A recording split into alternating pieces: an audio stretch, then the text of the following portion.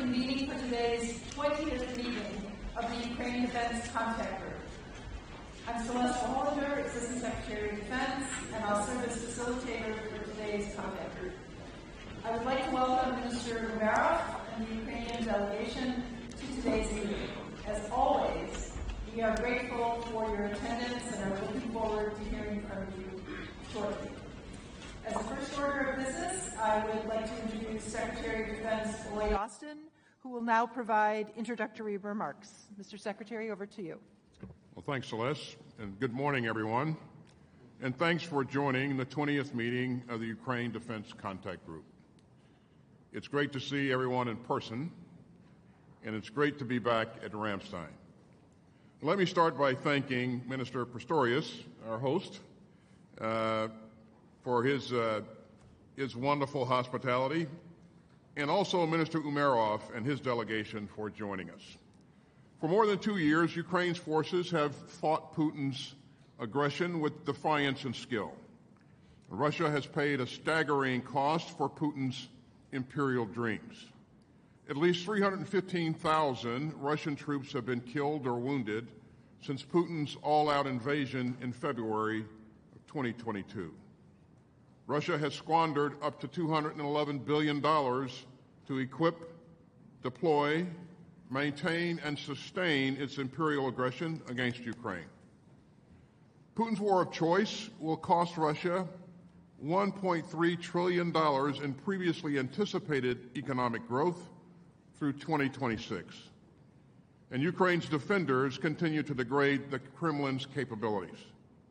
Ukraine has sunk, destroyed, or damaged some 20 medium to large Russian Navy vessels. And Ukraine continues to down Russian warplanes. Now, Ukraine's troops face harsh conditions and hard fighting. And Ukraine's civilians endure a constant barrage of Russian missiles and Iranian drones. But Ukraine won't back down, and neither will the United States. So our message today is clear. The United States will not let Ukraine fail.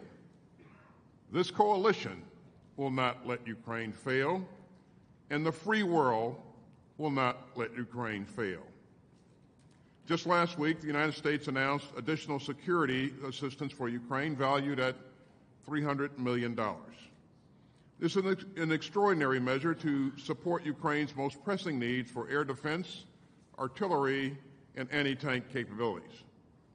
We were only able to support this much-needed package by identifying some unanticipated contract savings. But we remain determined to provide Ukraine with the resources that it needs to resist the Kremlin's aggression. And so do the countries of conscience that have gathered here today. Together, this contact group continues to dig deeper to get vital security assistance to Ukraine. The Czech Republic recently procured 800,000 urgently needed artillery shells. Germany, France, Denmark, and Sweden have each recently announced important new military aid packages. And these are investments in Ukraine's just battle against Russian aggression. But these are also investments in our shared security, in European security, and in global security. We will all be less secure if Putin gets his way. And we will all be less secure in a lawless, violent world where dictators can redraw borders by force, wipe countries off the map, and rebuild their old empires. So Ukraine's battle remains one of the great causes of our time. And the Ukrainian people do not have a day to waste, and neither do we. So we continue to build creative, adaptable, and sustainable ways to support Ukraine's defenders. And this contact group continues to move full speed ahead to get Ukraine the capabilities that it urgently needs to help Ukraine build the future force that will provide its long-term security.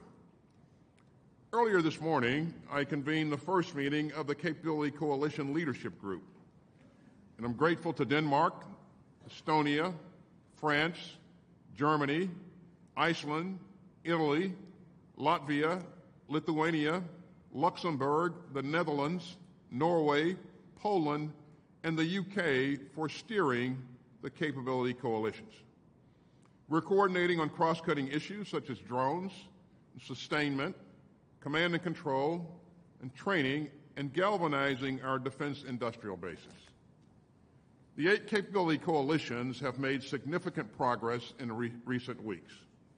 We'll keep working together with all of the capability coalitions to identify gaps, to maintain cross-cutting needs, and to help Ukraine build a formidable force for the future.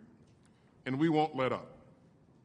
The capability coalitions underscore our shared commitment to Ukraine's long-term security, and we stand united and firm. Ukraine's struggle for freedom matters to us all. And ladies and gentlemen, let's not kid ourselves. Putin will not stop at Ukraine. But as President Biden has said, Ukraine can stop Putin if we stand with Ukraine and provide the weapons that it needs to defend itself. Ukraine's survival is on the line, and all of our security is on the line. So we will continue to stand together to resist Putin's campaign of conquest, and we will continue to keep the faith with the people of Ukraine. And with that, we'll pause as our friends in the media depart.